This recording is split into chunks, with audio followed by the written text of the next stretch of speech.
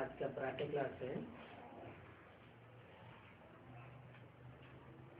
24 जून 1968।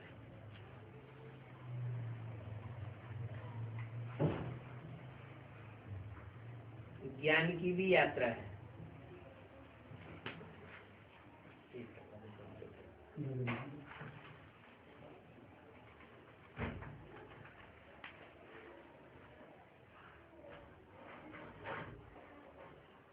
और याद की भी यात्रा है।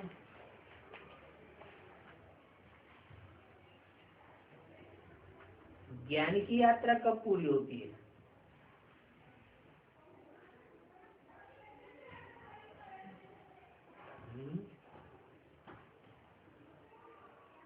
और याद की यात्रा कब पूरी होती है?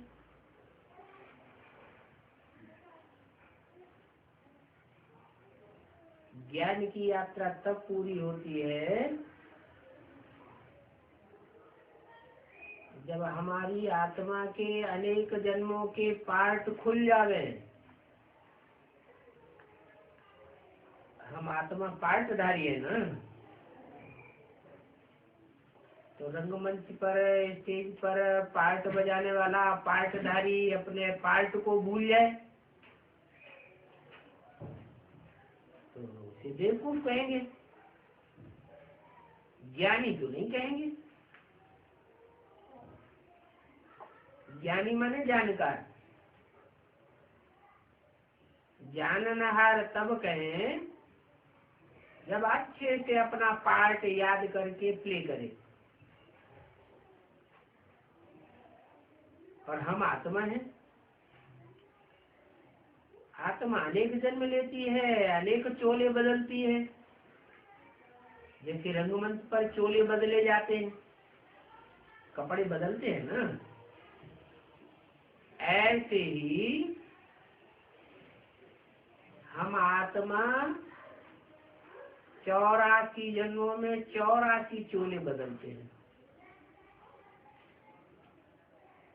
और पार्ट बजाते हैं। कब कहाँ पार्ट बजाते रहते हैं।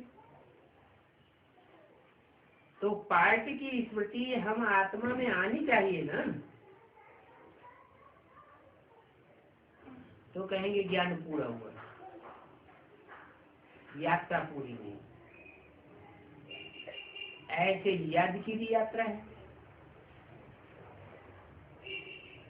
जब 63 जन्मों के सारे पाप कर्म दग्ध हो जाएंगे, भस्म हो जाएंगे याद की यात्रा से, तो हमको याद करने में तकलीफ होगी। फिर आत्मिक स्थिति में स्थित होने में कोई तकलीफ होगी ना? नहीं होगी। क्यों? अभी तकलीफ इसलिए होती है कि 63 जन्मों का जो हिसाब किताब जुड़ा हुआ है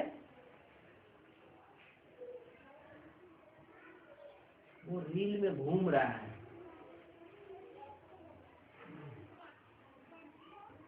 क्या याद की यात्रा से वो हिसाब किताब पूरा हो, चाहे बीमारी आदि कर्म भोग से वो हिसाब किताब पूरा हो, और चाहे धर्मराज की सजाओं से वो हिसाब किताब पूरा हो। हिसाब किताब पूरा हुआ 63 जन्मों का, तो आत्मा अपनी जगह स्थिर हो जाएगी, स्मृति पक्की हो जाएगी। ये है याद की यात्रा पूरी हुई। तब हम अपने को कहाँ महसूस करेंगे? आत्मिक स्थिति में रहने वाला इस 5 तत्वों की दुनिया से परे अपने को महसूस करेगा, मूल वतन में महसूस करेगा। सदैव अव्यक्त स्टेज बनी रहेगी।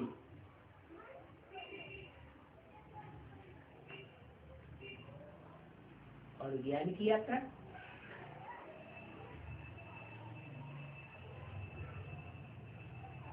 वो है वैकुंठ वतन की यात्रा।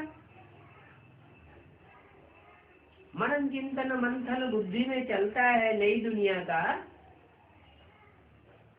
तो ज्ञान की यात्रा कहेंगे या आदि की यात्रा कहेंगे? क्या कहेंगे? ज्ञान की यात्रा कहेंगे। तो गोया तुम दोनों यात्राओं पर हो।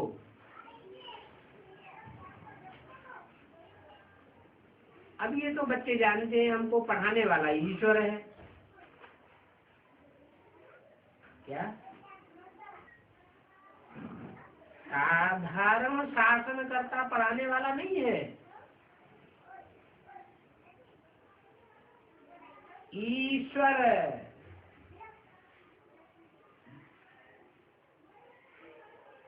ईश माने शासन करने वाला, वर माने श्रेष्ठ। दुनिया में जितने भी शासन करने वाले शासन करता हुए हैं, उन सब में श्रेष्ठ शासन करता है।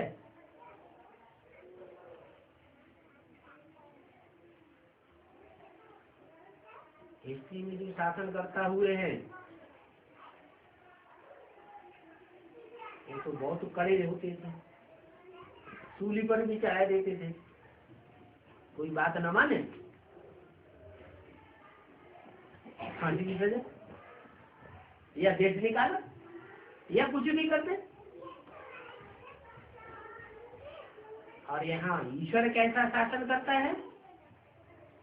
70 साल से ऊपर हो गए,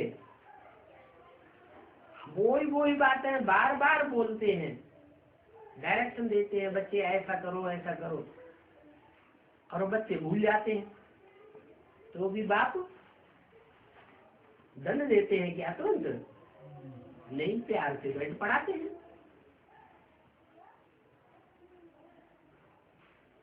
तो हमको पढ़ाने वाला श्रेष्ठ से श्रेष्ठ शासन करता है, उसको ईश्वर कहा जाता है। उस ईश्वर की तुमको अभी मत मिलती है।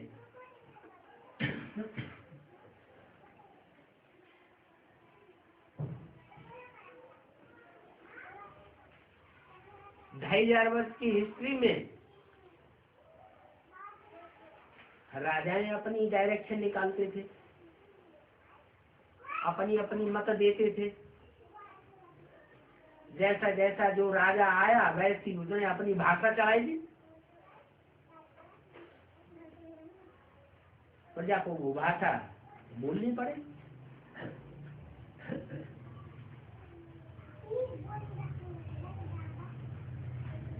तो अभी तुमको ईश्वरीय मत मिलती है, श्रेष्ठ से श्रेष्ठ मत है बाद में, अर्थात पीछे तुमको मिलेगी।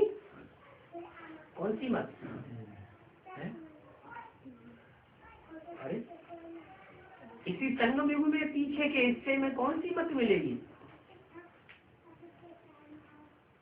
अरे ईश्वर सन 36 तक भी रहेगा क्या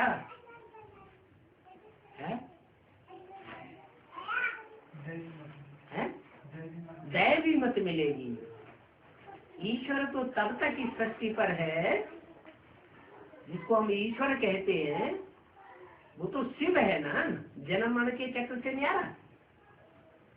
उसकी मत तब तक है जब तक ये उसकी पढ़ाई पढ़ने वाला पहला पेयर तैयार नहीं होता है। वो आता ही है नर से नारायण, नारी से लक्ष्मी, प्रवृत्ति मार्ग स्थापन करने के लिए। तो पहली जोड़ी तैयार हुई और उसका काम पूरा हुआ। फिर ईश्वर की मत नहीं मिलेगी, फिर किसकी मत मिलेगी? दैवी मत। ऊंच से ऊंच जो देवता है, जिसकी शास्त्रों में या दुनिया में या किसी व्यक्ति के द्वारा कहीं भी कोई ग्लानि नहीं है, नहीं तो दुनिया में हर मनुष्य की ग्लानि होती है। अरे ईश्वर है ऊंच से ऊंच, तो अपना पहला पहला जो वारसदार बनाएगा वो ऊंच से ऊंच बनाएगा या नीचे बनाएगा?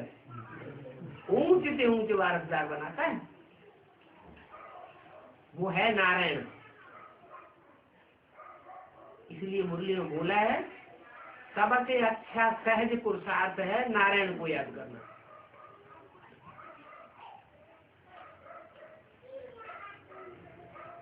क्यों?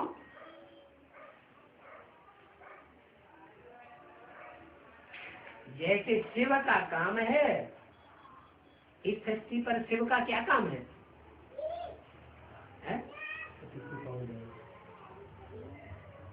उसके लिए क्या करता है? पतित से पावन बनाने वाली बात तो बाद में।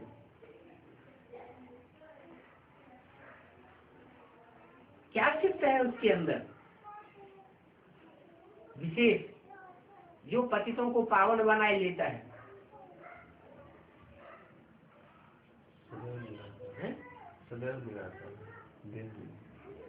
तो है सदैव निराकार तो है, पढ़ाई पढ़ाता है, उसके पास और कोई प्रॉपर्टी नहीं है। क्या है? तीनों काल का ज्ञान है, तो ज्ञान देता है सत्य ज्ञान सृष्टि का, और उस ज्ञान को लेने वाला जो है अव्वल नंबर निकलता है, उसका नाम पड़ता है शास्त्रों में काम के आधार पर। क्या नाम पड़ता है? नार आयन। नार माने जल, आयन माने घर। नेपाली लोगों को तो ज्यादा पक्का हो जाना चाहिए, क्योंकि यहाँ तो यादगार बनी हुई है। क्या तालाब बनाया हुआ है, उसमें क्षीर सागर में नारायण आराम से लेटा हुआ है। कहाँ घर है उनका? है ज्ञान जल में ही उनका घर है।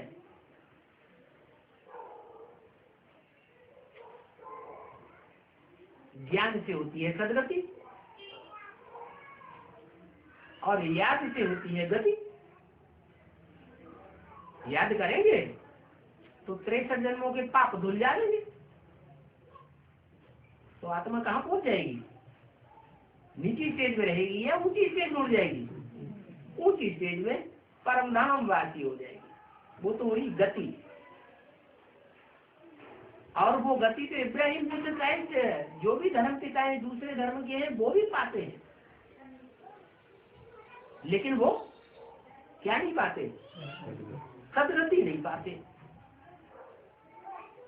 हाँ, सामान्य सदगति तो उनको भी मिलती है एक जन्म की, जो सबको मिलती है, परंतु जो स्पेशल सदगति है अनेक जन्मों की आत्मा की, वो नहीं मिलती। इसका मतलब याद में तो वो भी रहते हैं, गति मिलती है, आत्मा की गतिवान आत्मा हो जाती है, परम धाम पहुंच जाती है। लेकिन जो सदगति है वो ज्ञान के आधार पर ही होती है। बिना ज्ञान के सदगति नहीं हो सकती, और गति नहीं होगी तो सदगति भी नहीं होगी। इसलिए शास्त्र में लिख दिया रहते ज्ञान न मुक्ति। बिना ज्ञान के न मुक्ति हो सकती है, न जीवन मुक्ति हो सकती है। परमधामवासी की आत्मा तब बनेगी जब अपने घर को पहचानेगी, अपने घर में रहने वाले बाप को पहचानेगी, तो ज्ञान तो चाहिए ना। गति के लिए भी ज्ञान चाहिए और सदगति के लिए भी ज्ञान चाहिए। तो पीछे तुमको मिलेगी दैवी मत, और अभी मिलती है ईश्वरीय मत। और दैवी मत के बाद फिर क्या मिलेगी? है?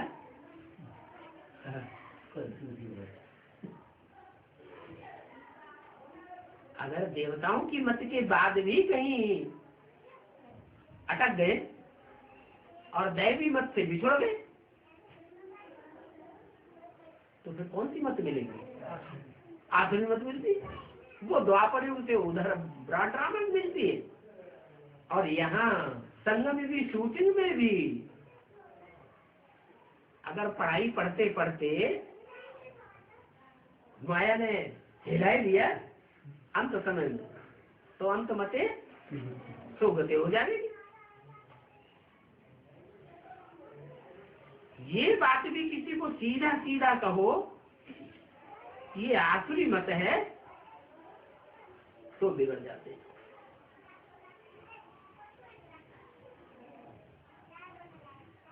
तीन मतें हो गई, ईश्वरीय मत, सुर मत, आसुर मत। ऊंचते ऊंच ईश्वरीय मत। फिर है इस सृष्टि पर, इस दुनिया में अगर रहना है,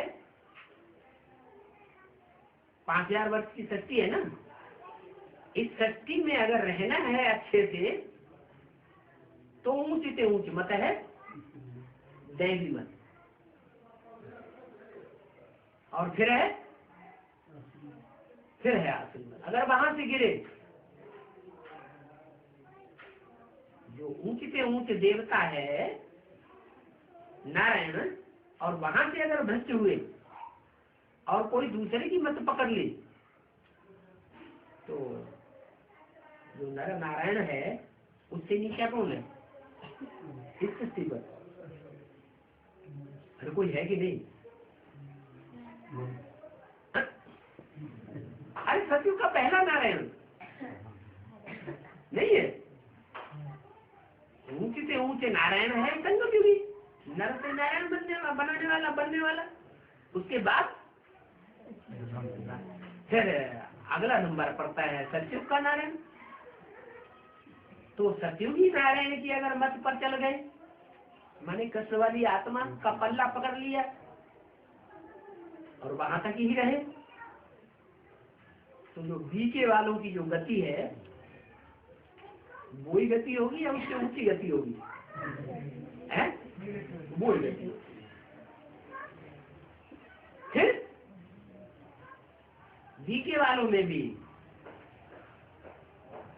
जो अव्वल ब्रह्मा को फॉलो करने वाले हैं और किसी को मानने वाले नहीं है, तो मुरली में तो बोला है कि कर्मों में ब्रह्मा को फॉलो करना है और डायरेक्शन बाप का मानना है।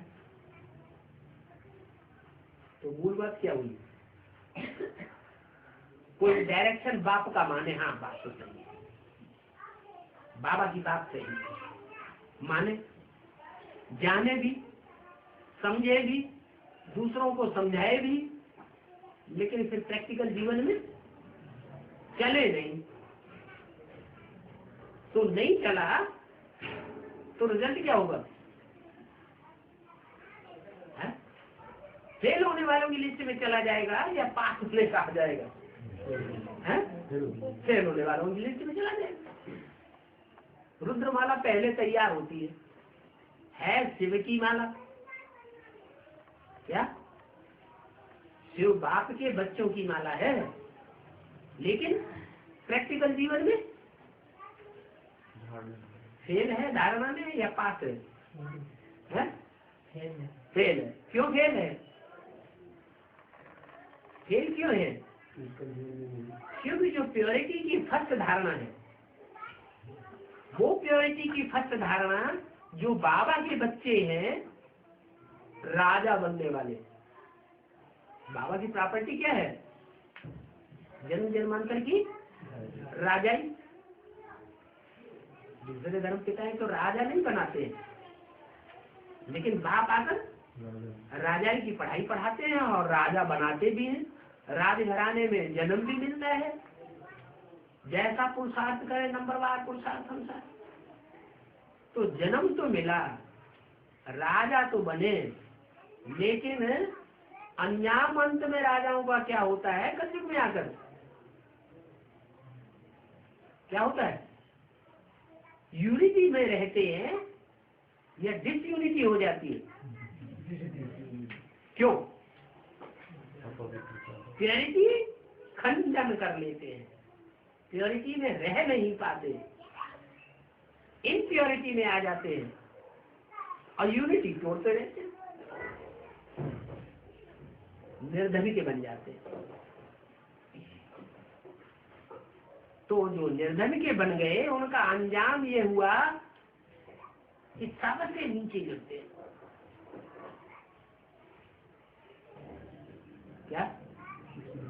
सबसे जास्ती नीचे वो गिर जाते हैं।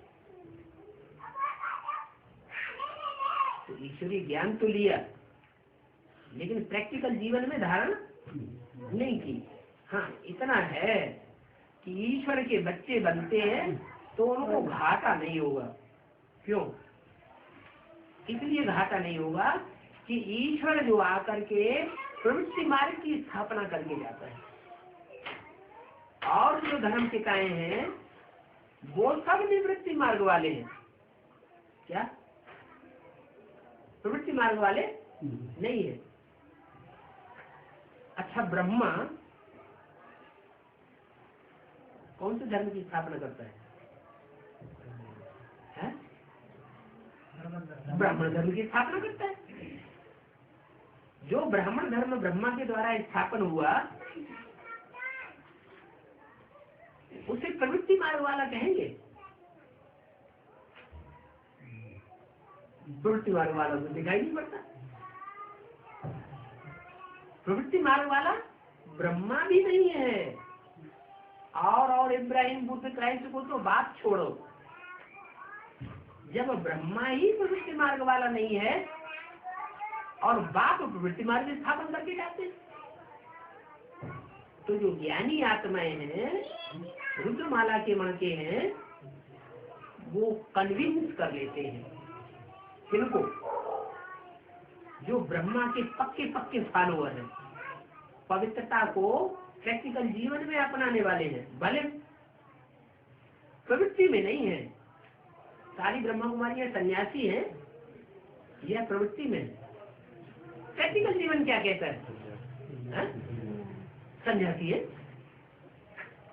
तो उन सन्यासियों में पावर है या नहीं है? प्योरिटी की पावर तो है। दुनिया के सारे काम प्योरिटी से होते हैं। अब उन्हें प्योरिटी की सच्ची परिभाषा नहीं मालूम, अंधे। तो एक कहानी बनी हुई है अंधे और लंगड़े की। रुद्रमाला के बच्चे जो बाप के बच्चे हैं तो वो प्योरिटी के लंगड़े हैं, और जो ब्रह्मा के बच्चे हैं वो ज्ञान के अंधे, फर्स्ट क्लास बच्चे हैं, फर्स्ट क्लास, लेकिन आंखों के अंधे हैं। तो दोनों का मेल कराए देते हैं।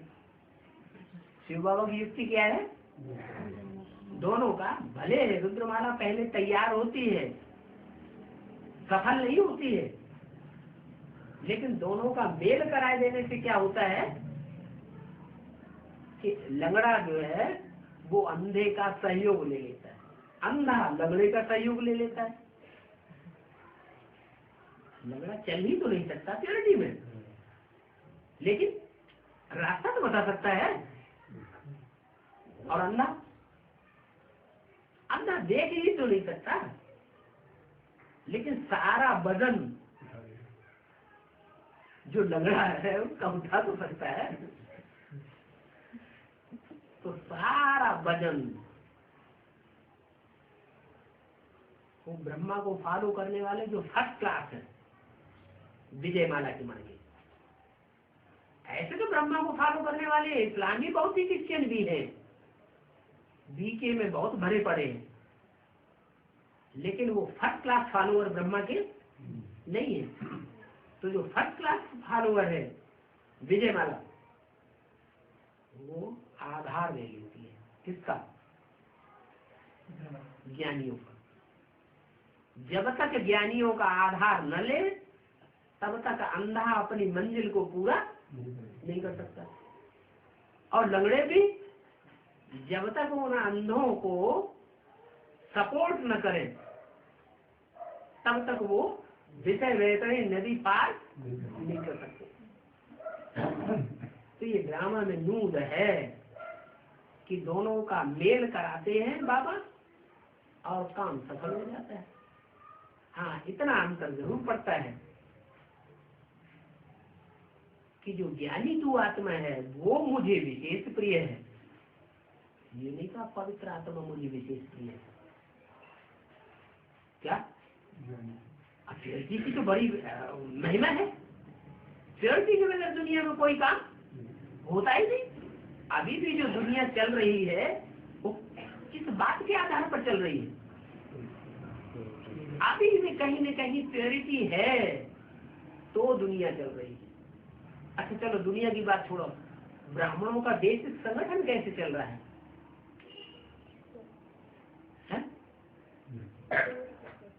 ब्रह्मा के कोई ना कोई ऐसे फॉलोअर हैं जो प्योरिटी में बड़े पक्के हैं। कुछ भी नहीं है अब सिवाय भक्ति मार्ग के आडंबर के। कहाँ? ब्राह्मणों की देश दुनिया में। लेकिन फिर भी एक अंश मात्र आत्माएं ऐसी हैं जरूर जो प्योरिटी में ब्रह्मा की पक्की फॉलोअर है। इसलिए संस्था बड़े मजे में चल रही है। जो रुद्रमाला के मन के हैं उनको तो लोड़े आ रहे हैं, लेकिन वो बड़े मजे में चल रहे हैं। तो इससे क्या साबित हुआ कि दुनिया का हर काम प्योरिटी से संपन्न होता रहता है। लेकिन फिर भी बाबा का क्या कहना है कि और पवित्र आत्मा मुझे प्रिय है या ज्ञानी तो आत्मा मुझे विशेष प्रिय है? सिर्फ पवित्र नहीं, विशेष प्रिय है। क्या? साधारण प्रिय नहीं है, विशेष प्रिय है। माने विजयमाला विशेष प्रिय नहीं है। प्रैक्टिकल जीवन में पवित्रता को धारण कर लेते हैं,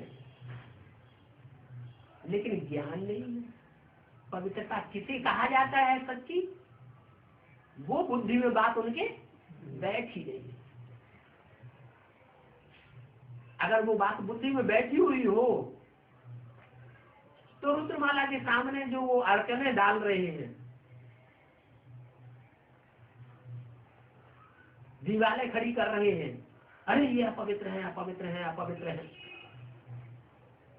ये बड़े पतित हैं, बड़े पतित हैं, बड़े कामी हैं, बंदरों के सर ताज हैं, ये बात कभी न कहें। तो ये ज्ञान उनकी बुद्धि में जब गहरा बैठता है कि सच्ची प्रवृत्ति मार्ग जो है वो कीचड़ में रहते हुए भी कमल के समान जीवन होना चाहिए, जिसकी पूजा बहुत होती है संसार में। कौन है जिसकी पूजा होती है? पूजा का आधार क्या होता है? प्योरिटी। इस संसार में ऐसा कौन है जो ऐसी प्योरिटी धारण करता है 100%, जिसके मंदिर दुनिया में सबसे जास्ती बने हुए हैं? कौन है? शंकर नहीं है? शंकर की तो मूर्ति होती है। शिव, शिव जो है वो बाबा है। क्या? शिव पिता की नहीं पूजा होती है, बिंदु की पूजा नहीं होती है। पूजा किसकी होती है? बड़े रूप की पूजा होती है या छोटे रूप की पूजा होती है? बड़े रूप की पूजा होती है, जिसको शिव बाबा कहा जाता है। बाबा माने साकार और निराकार का मेल। उसकी पहली यादगार सोमनाथ मंदिर है। सोमनाथ मंदिर में जो लिंग था वो लिंग है साकार की यादगार, और जो उसमें हीरा जड़ा हुआ था बिंदु रूप, वो किसकी यादगार? शिव ज्योति बिंदु की यादगार। अब बिंदी की पूजा तो हो नहीं सकती, बिंदी की कैसे पूजा करेंगे? बिंदी को याद किया जा सकता है, लेकिन पूजा नहीं हो सकती। पूजा तभी हो सकती है जब वो ज्योति बिंदु साकार में प्रवेश करे। तो जिस साकार में प्रवेश करता है वो अपनी इंद्रियों को निराकारी स्टेज में थमाए लेता है। जो आखिरी स्टेज है पुरुषार्थ की, उस आखिरी स्टेज में ऐसी निराकारी स्टेज बनती है कि वो सदैव ही कीचड़ में पड़ा रहे। तो भी उसकी बुद्धि, मन बुद्धि रूपी आत्मा है ना, कहाँ रहेगी? परम धाम वासियों के रहेगी। तो उसे प्योर कहेंगे, इम्प्योर कहेंगे? और फिर प्योर ही है, क्योंकि मन जिस इंद्रिय के साथ होता है वो इंद्रिय अपना भोग भोग सकती है। मन अगर साथ नहीं है तो इंद्रिय अपना भोग नहीं भोग सकती। ऐसे अक्सर अनुभव किया होगा, रास्ते में हम कहीं जाते हैं, हमारी आंखें खुली रहती हैं,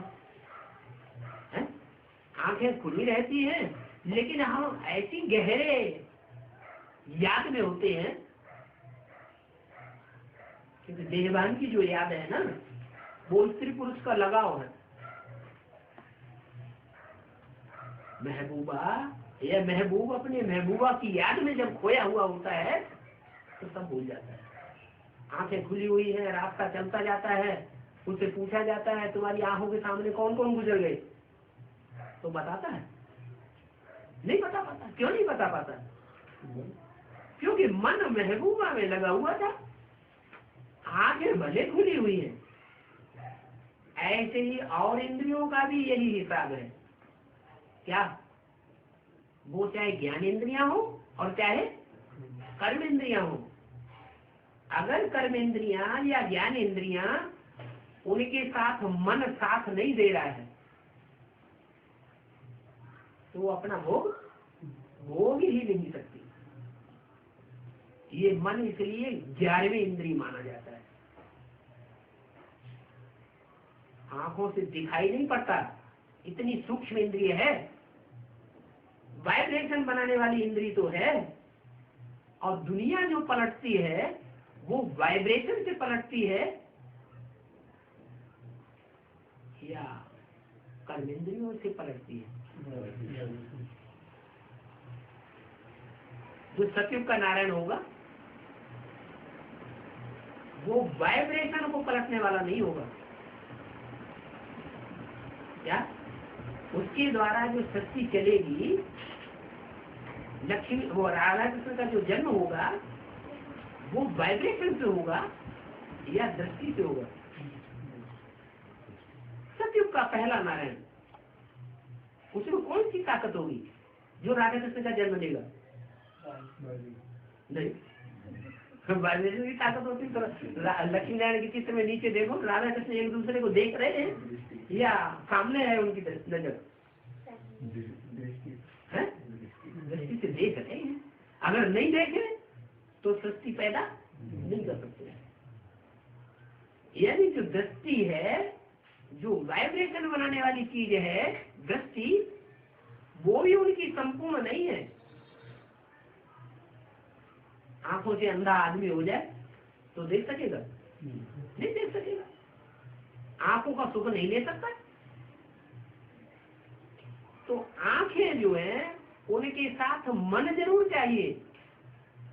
भले आंखें अति सूक्ष्म है, आंखों के लिए खास बोला है क्या? दृष्टि अगर पावन हो जाए तो फिर और क्या चाहिए? आंख जो है वो पतिति भी बनाती है बहुत, और आंख पावन भी बहुत बनाती है, ताकत बहुत है, लेकिन फिर उसके साथ अगर मन नहीं है तो आंख भी बेकार हो जाती है। तो ये जो पावर है मन की, वाइब्रेशन बनाने की पावर, ये सारी दुनिया को चेंज करती है। सारी दुनिया कैसे चेंज होगी? भाषा से चेंज नहीं होगी, दृष्टि देने लेने से चेंज नहीं होगी। कैसे चेंज होगी? है? 5 तत्व कैसे चेंज होंगे? 5 तत्वों को तो दृष्टि होती ही नहीं है। ये जानवर, ये कीड़े मकोड़े, चलो इनको आंखें तो होती है, लेकिन क्या ये बैठ के दृष्टि लेंगे? ये तो दृष्टि नहीं लेंगे। जानवर बुद्धि है, वो कैसे दृष्टि लेंगे? फिर वो चेंज कैसे होंगे?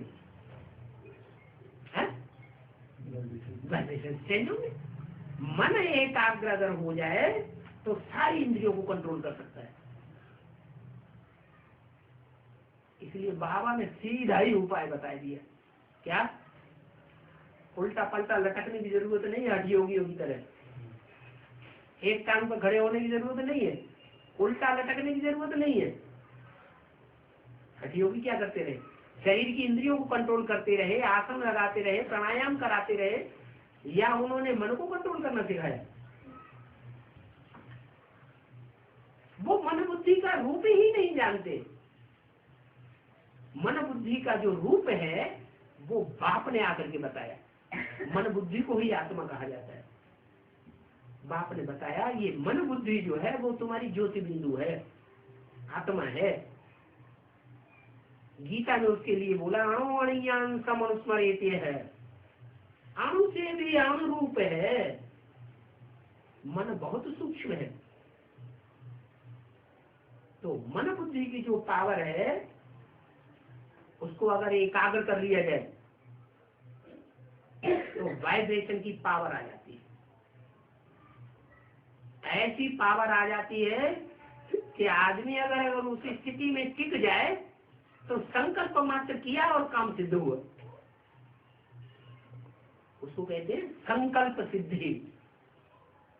कैसी सिद्धि? संकल्पों की भी सिद्धि हो जाती है। कोई काम हो दुनिया का हद से होगा, लेकिन किसके द्वारा होगा? उसी के द्वारा होगा जिसने अपनी काम इंद्रिय को पूरा कंट्रोल कर लिया हो। नहीं तो काम इंद्रिय का स्वभाव क्या है? खास करके पुरुषों की काम इंद्रिय तो कंट्रोल होती ही नहीं। पुरुषों के लिए बाबा ने क्या बोल दिया? सारे पुरुष दुर्योधन दुशासन में। क्यों? क्यों दुर्योधन है? क्यों दुष्ट युद्ध करने वाले? क्यों दुष्शासन दुष्ट शासन करने वाले? प्यार का शासन नहीं कर सकते? प्यार से किसी को बस में नहीं कर सकते? नहीं कर सकते। काम जीते जगत जीत कहा जाता है। ये काम की जो इंद्रिय है मनुष्यों के अंदर, देवताओं में नहीं होती है। किसमें होती है? तो मनुष्य में होती है। ये काम इंद्रिय को अगर जीत लिया तो समझो सारे संसार को जीत लिया। और इस कार्य में और जो देवताएं हैं 33 करोड़, वो 100% सफल कोई भी नहीं हो पाते। चाहे अष्ट देव ही क्यों न हो, लेकिन 100% सफल नहीं होते।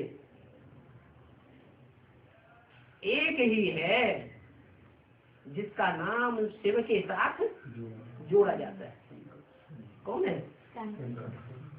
शंकर पाठधारी है। उसका नाम शिव के साथ क्यों जोड़ा गया? औरों का नाम क्यों नहीं जोड़ा गया? कि उसने अपनी काम इंद्रियों को बाप की याद में पूरा कंट्रोल किया। इसलिए वो जो शरीर है उसकी मूर्ति तो नहीं बनाई गई। जिसके मंदिर हो दुनिया में सबसे जाके, मूर्तियां तो बहुत थोड़ी है ना।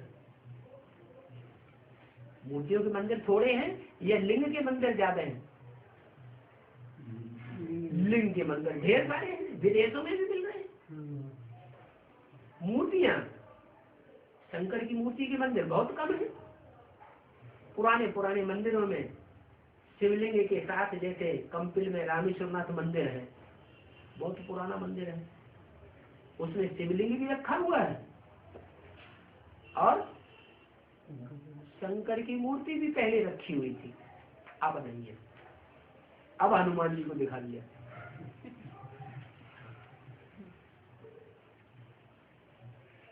तो पहले जो प्राचीन मंदिर थे उनमें शिव के साथ शंकर की मूर्ति भी रखी जाती थी।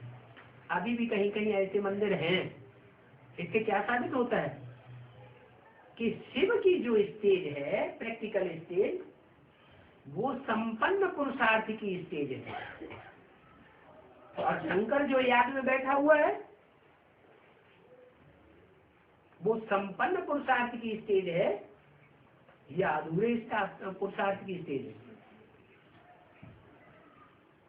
अरे याद में क्यों बैठा हुआ है? याद में बैठा हुआ है, इसका मतलब है अपने से ऊंचे को याद कर रहा है। उससे भी ऊंचा कोई है, बाप समान तो नहीं बना। कौन? शंकर याद में बैठा है, इसका मतलब बाप समान नहीं बना।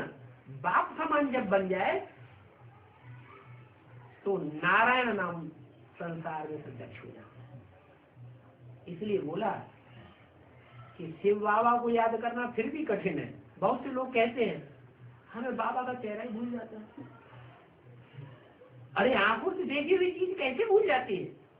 क्यों भूल जाती है? 63 जन्मों का हिसाब किताब है ही नहीं।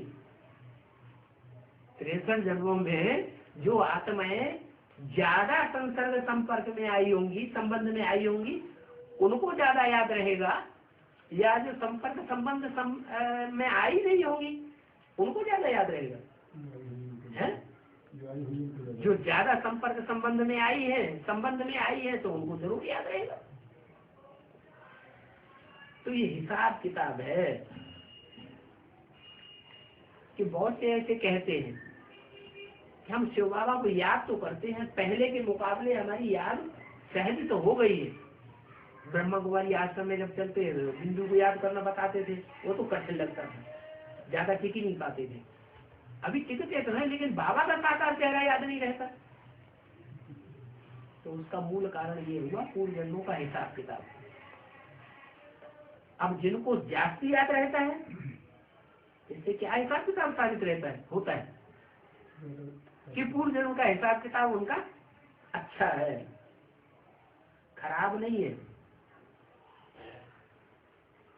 तो वो जो शख्सियत है मुकर्रर रथ, उसका आखिरी स्टेज का पुरुषार्थ ऐसा हो जाता है कि 16,000 गोपियां भी दिखाई हो। शास्त्रों ने तो कृष्ण का नाम डाल दिया, और कृष्ण की तो बात है ही नहीं कि कृष्ण को 16,000 रानियां थी। ये तो वास्तव में शिव के पार्ट की बात है कि वो कीचड़ में ही पड़ा रहे तो भी मनबुद्धि से उपराम स्टेज में रहता है, इसलिए पूजा होती है। तो पूजा ये निवृत्ति मार्ग की है या प्रवृत्ति मार्ग की है? जो मंदिरों में पूजा शिव की दिखाई गई है, वो प्रवृत्ति मार्ग की पूजा है या निवृत्ति मार्ग की पूजा है? प्रवृत्ति मार्ग की पूजा है, फर्स्ट क्लास प्रवृत्ति मार्ग की पूजा है।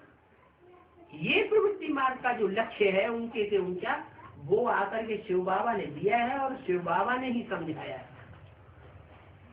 न ऐसा लक्ष्य कोई दे सकता है और न कोई समझा सकता है। इसलिए शास्त्रों में कथाएं प्रसिद्ध हैं। क्या? काम दहन। क्या किया? काम को भस्म कर दिया। जो कामेंद्रिय की रचना है वो ही भस्म कर दे। तो क्या काम का अर्थ होता है इच्छा। क्या इच्छा देवताओं की खत्म हो गई? देवता कोई इच्छा नहीं करते थे? करते तो थे, लेकिन जो साकार रूप में प्रैक्टिकल में जो कर्म इंद्रियां कर्म करती थी और सुख भोगती थी कर्म इंद्रियों से, वो रचना खत्म हो गई। इसलिए कह दिया होए है काम अनंग। काम देवता तो रहेगा लेकिन अंग रहित रहेगा। देवताओं का अंग वो कामेंद्रिय का अंग, वो काम नहीं करेगा, मार नहीं करेगा। मनुष्यों से और देवताओं से यही खास अंतर होता है।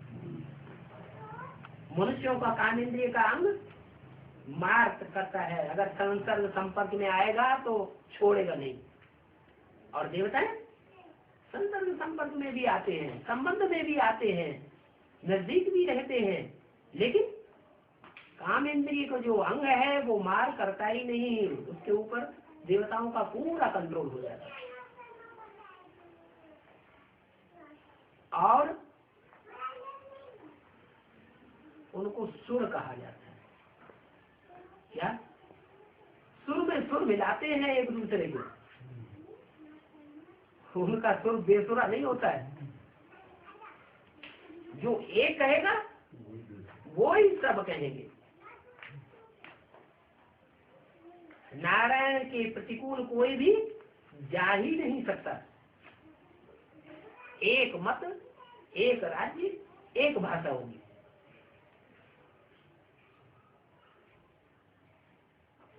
तो बताया कि श्रेष्ठ से श्रेष्ठ है मत ईश्वर की,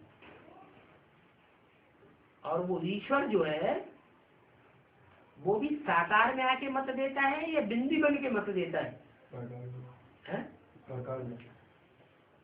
साकार में आके मत देता है। भले साकार का पुरुषार्थ पूरा हुआ हो या न हुआ हो तो भी मत देता है। लेकिन जो दैवीय मत है श्रेष्ठ से श्रेष्ठ, उसमें शिव नहीं होता, ईश्वर गॉड फादर नहीं होता। तो सबसे पीछे की मत है आसुरी मत। परंतु किसी को अगर ये कहेंगे तुम्हारी आसुरी मत है तो बिगड़ जाएंगे। देवता तो कोई बना ही नहीं है जो कहे दैवी मत। और पांडवों को तो गुप्त ही चलना है। क्या कि प्रत्यक्ष हो जाए तो भी चलेगा? है? चलेगा कि नहीं चलेगा? चलेगा तो, लेकिन थोड़ा कठिन हो जाएगा। अगर गुप्त चलते रहेंगे तो सहज रहेगा। जितना ज्यादा अपने को प्रत्यक्ष करेंगे, मान मर्तबा में आकर के कोई प्रत्यक्ष कर देते हैं ना, उतना कठिनाई बढ़ती चली जाएगी। तो अंत तक पांडवों को तो गुप्त ही पार्ट बजाना है, नहीं तो बिगड़ पड़ेंगे। जो पांडव हैं वो सीधा सीधा किसी को ना कहे कि हम पांडव हैं तुम कौरव हो। हम डायरेक्ट पंडे के बच्चे हैं, हमको पंडा बाप मिला है, सही रास्ता बताने वाला, सही ठिकाने पर जो ऊंचे से ऊंचे तीर्थ स्थान है उस स्थान पर ले जाने वाला हमको पंडा बाप हमें मिला हुआ है, तुमको नहीं मिला हुआ है। तुम कौरव हो, हम पांडव हो। अरे तुम पांडव बने रहो, लेकिन मुख से बोलने की, प्रत्यक्ष करने की दरकार क्या है? गुप्त रखेंगे तो नहीं चलेगा, और अच्छा चलेगा। तो किसी को बिगड़ने का मौका हम क्यों दें? ऐसा तो कोई नहीं चाहता कि हमारा कौरवों का और यादवों का पार्ट हो, हमारा असुरों का पार्ट हो। कोई चाहता है? सब चाहते हैं कि हम भी देवता बने, स्वर्ग में जाएं। स्वर्ग के नाम से ही, पैराडाइज के नाम से ही लार टपकती है।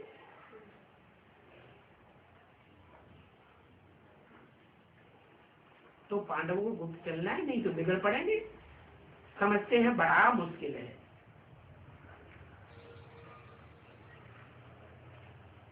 तो बाबा कहते हैं कोशिश करके पहले पहले बात बतानी चाहिए बाप की समझाने की। क्या अपने को प्रत्यक्ष नहीं करना चाहिए कि हम पांडव हैं, हम गॉड फादर के बच्चे हैं डायरेक्ट? क्या कहना चाहिए? पहले बाप का परिचय दो। बाप का परिचय जब देंगे तो शख्सियत बतानी पड़ेगी या नहीं बतानी पड़ेगी? पर्सनालिटी बतानी पड़ेगी ना।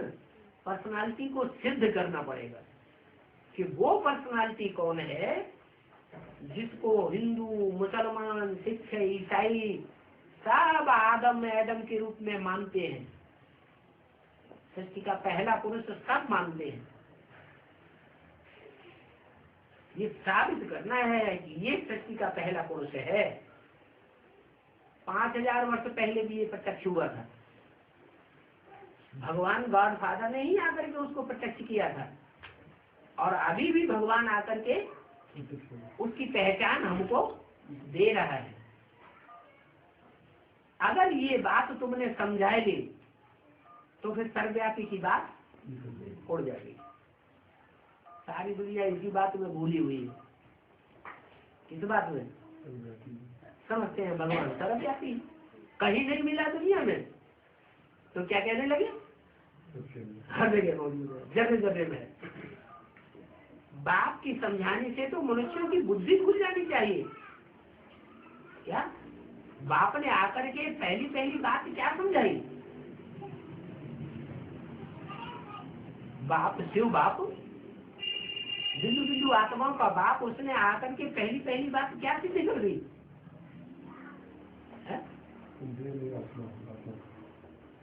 हाँ नहीं, वो तो ठीक है, आत्मा की पहचान तो दी, लेकिन वो आत्मा की पहचान तुम बिंदु हो, ये कोई स्पेशल पहचान नहीं हुई। ये भी बिंदु आत्मा, ये भी बिंदु आत्मा, ये भी बिंदु आत्मा। क्या बिंदु बिंदु सब स्पेशल पहचान क्या हुई? नहीं, बिंदु आत्मा ये कोई स्पेशल पहचान इसलिए नहीं है कि पता नहीं लगता है कि ये कौन सी बिंदु है, क्या पार्ट बजाने वाली है। आत्मा जो पार्टधारी है उसकी स्पेशलिटी का पता चला? नहीं पता चला। तो असली पहचान तो आत्मा की भी तब कही जाए जब स्पेशलिटी का पता चले। तो बाप जो आते हैं, शिव ज्योति बिंदु गॉड फादर, वो पहले किसकी पहचान देते हैं? कौन सी आत्मा की पहचान देते हैं? अरे वो भी आकर के अलग की पहचान देता है। क्या उसका जो अलग का पार्ट है वो अलग क्यों कहा गया? अलग का पार्ट इसीलिए अलग कहा गया कि आज से लेकर के अंत तक, जब तक अंतिम जन्म न आए और माया कड़ा विरोध न करे, तब तक वो खड़ा रहता है, मुकाबला करता ही रहता है। किसका? आसुरी मत देने वालों का, असुरों का। अंतिम जन्म में तो माया से सारी दुनिया हार खा ही जाती है। जो 8 देवता हैं वो भी हार खा जाते हैं। तो बाप की समझानी अगर तुम कोई को देंगे, जो बाप ने पहले समझानी दी है, किसकी समझानी दी? अरे बाप ने पहले किसकी समझानी दी? हाँ, आदि पिता की पहचान, अलग की पहचान दी बाप ने, अलग की समझानी दी। पहले अलग समझाओ। तो बाप की पहचान से तो मनुष्यों की आंखें खुल जानी चाहिए, जबकि तुम तो इस बात को सिद्ध करके बतलाते हो। क्या कि अलग का पार्ट किसका है? तुम सिद्ध करते हो। दुनिया में कोई सिद्ध नहीं कर सकता। बाप आकर के जो हम समझाने देते हैं, उस समझाने के आधार पर हम सिद्ध कर सकते हैं कि ये बाप का पार्ट है और कोई भी बाप का पार्ट नहीं हो सकता। कृष्ण भगवान तो है ही नहीं। क्या इसको कृष्ण भगवान कह दिया है? वो भगवान तो है ही नहीं। क्यों नहीं है भगवान? है कोई कारण होगा कि कृष्ण भगवान नहीं है?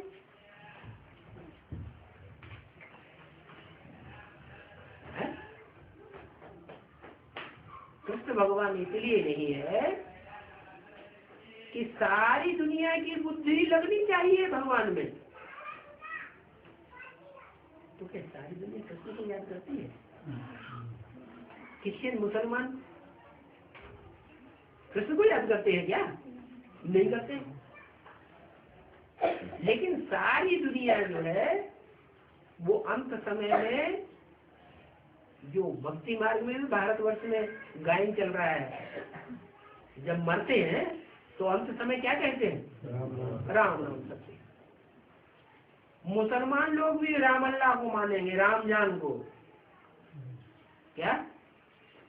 जो विधर्मियों में सबसे पावरफुल धर्म है दुनिया का, कौन सा धर्म है? इस्लाम धर्म। वो भी राम अल्लाह को मानते हैं, रमजान को मानते हैं। यही नाम क्यों दिया? कृष्ण अल्लाह क्यों नहीं कह दिया? कृष्ण जान क्यों नहीं कह दिया? क्यों नहीं कह दिया? क्योंकि कृष्ण की आत्मा के द्वारा ये कार्य होता ही नहीं। राम वाली आत्मा के द्वारा ये कार्य संपन्न होता है। तो तुम सिर्फ कहते हो शिव भगवान वाच। दुनिया में कोई भी शिव भगवान वाच नहीं कहता, कहेंगे कृष्ण भगवान वाच। और तुम कहते हो कृष्ण भगवान वाच नहीं, शिव भगवान वाच। शिव का नाम कृष्ण के साथ नहीं जोड़ा जाता। किसके साथ जोड़ा जाता है? शिव का नाम शंकर के साथ ही जोड़ा जाता है। और भक्ति मार्ग में भी कहा है, और एक गुप्त मत सबे कहूं कर जोर, शंकर भजन बिना नर भगत की पावे मोर। क्या? अगर शंकर की भक्ति नहीं की तो भगवान की भक्ति पूरी हो ही नहीं सकती। ये भी कहा है, शिवद्रोही मम दास कहावा, सो नर सपने मोह न पावा। जो शिव का द्रोही है वो मेरे को नहीं प्राप्त कर सकता। मेरे को माने किसको? जो भगवान का साकार पार्ट है उसको प्राप्त ही नहीं कर सकता। अगर शिव की ग्लानि करेगा तो तुम सिर्फ कहते हो शिव भगवान वाच। दुनिया में कोई भी कहता ही नहीं है। परंतु मनुष्यों की बुद्धि इतनी ठिक्कर भित्तर की बन गई है। ठिक्कर की बुद्धि बने, ठोकर लगे, माया की थोड़ी सी ठोकर लगे और अनिश्चय बुद्धि बन जाते हैं। तो मिट्टी का ढेला होता है ना, उसमें ठोकर लगे तो क्या होता है? बिगड़ जाता है। ऐसी यहाँ ठिक्कर बुद्धि बहुत ढेर के ढेर हैं ब्राह्मणों की दुनिया में। एक छोटी मोटी माया की ठोकर लगती है और बिखर जाते हैं, और उनको भी कहते हैं भगवान समझ करके बैठ जाते हैं। उनमें भी समझते हैं शिव बाबा इनमें प्रवेश करता है, संदली में बैठ के हमको दृष्टि देता है, शिव बाबा हमको मुरली सुनाता है। इनकी मत पर चलना है। उनको भगवान समझ के बैठ जाते हैं, गुरु सदगुरु मान लेते हैं। भित्तर की बुद्धि है। भित्तर कहा जाता है भीत। भीत माने दीवार। क्या? कैसी बुद्धि है? जैसे दीवार होती है, कोई के रास्ते में अड़ के खड़ी हो जाती है। दुनिया की प्रसिद्ध दीवार कौन सी है? चीन की दीवार। क्या? और देश की दीवार नहीं, चीन की दीवार। ये चाइना ऐसा देश है कि अभी तक तो क्रिश्चियंस ने जीत पा ली होती सारी दुनिया के ऊपर, लेकिन दीवार बन के खड़ी हो गई। माया भी ऐसी ही है। कैसी? कि भगवान की पहचान के रास्ते में दीवार बन के खड़ी हो जाती है। न खुद समझती है, न दूसरों को भगवान की पहचान समझने देती है। तो मनुष्यों की बुद्धि ऐसी भीतर की है जो सहज बात भी उनकी बुद्धि में नहीं बैठती। क्या क्या सहज बात?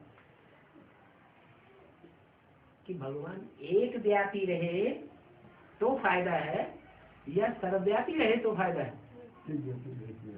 एक व्यापी रहने से तो याद किया जा सकता है, और सर्वव्यापी होगा तो बुद्धि का हाल क्या होगा? बिखर जाएगी या स्थिर रहेगी, एकाग्र होगी। सोचना चाहिए हमारा प्यार किससे है? एक से प्यार करना सहज है या अनेकों से प्यार करना सहज है? एक ऊंच से ऊंच अगर पहचान में आ जाए तो प्यार ऊंच से ऊंच साबित हो जाएगा। मिट्टी से तो प्यार नहीं होता। आत्मा इस शरीर में से निकल जाती है तो शरीर क्या हो जाता है? मिट्टी हो जाता है। फिर कोई उससे प्यार करता है? कोई कोई हुए भी है दुनिया में से क्या? महबूबा उनकी मर गई फिर वो देह से जाकर के प्यार कर लेते हैं, लेकिन वो स्थायी नहीं होता। क्या आखिर बुद्धि में बैठना ही है कि ये तो मिट्टी है, ये कोई चैतन्य नहीं है, ये सुख देने वाला नहीं है, इससे तो दुख ही मिलेगा। महीने 2 महीने में तो सहान इतनी ज्यादा बढ़ जाएगी, कीड़े बढ़ जाएंगे, भाग जाएगा। तो मिट्टी से प्यार नहीं होता है। प्यार किससे होता है? आत्मा से प्यार होता है। आत्माओं में भी जानवरों, कीड़े मकोड़ों से थोड़े ही कोई प्यार करता है। करेगा भी तो स्थायी नहीं रहेगा। किससे प्यार करता है? मनुष्य मनुष्यों से प्यार करता है। मनुष्यों से जो प्यार करता है उसमें भी एंटी सेक्स चाहिए। जो एंटी सेक्स है वो शरीर का परिवर्तन होता है, आकर्षित करता है। स्त्री चोला पुरुष को आकर्षित करता है, पुरुष चोला स्त्री को आकर्षित करता है। तो आत्मा से प्यार है या मिट्टी से प्यार है? आत्मा से प्यार होता है। अच्छा,